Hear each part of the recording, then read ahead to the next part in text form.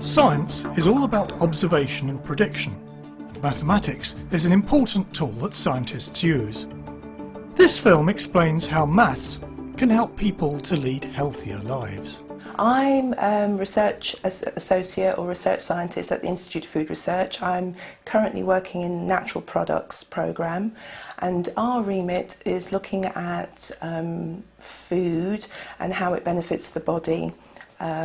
We know that certain foods are good for us, but we're looking at why these particular food items are good for us. For example, broccoli. What is it in broccoli that's supposed to give its health-giving benefits? So that's the sort of research that we're into. And my involvement in that sort of thing is to work on nutritional trials, where we get members of the public to come in and we will feed them the said food that we're looking at, and we'll take blood samples and we'll analyse the blood, and we'll sort of make deductions from their blood samples as to what it is in broccoli or strawberries or apples that's supposed to be good for us.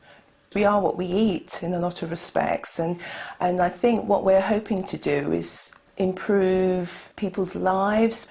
We're all so different, you see, and so in order to kind of get a standardised result, when you're planning a study, you do try to, you know, take all these confounding factors into account, but then there comes a point in time where you have to say, are we going to have men and women? You know, is there a difference between having men and women? Are we going to have smokers and non-smokers? Are we going to have people who are quite thin or people who are quite large?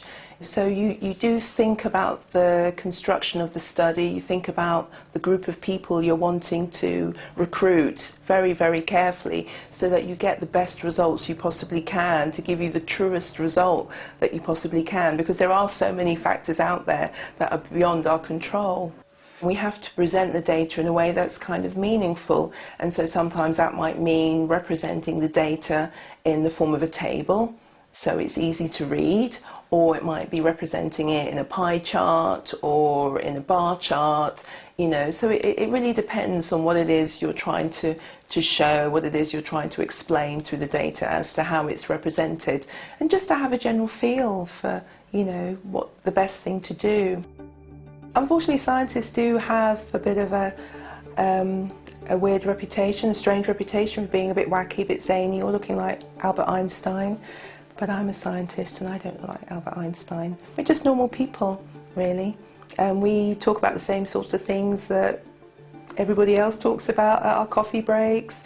It's just what we do for a day job is, you know, not a lot of people have access to, and so there's kind of a mystique attached to what scientists do in the lab. We don't all wear lab coats, some of us do. It's for our own protection. Yeah, we do get a bit of a bad sort of reputation, but we're just ordinary people.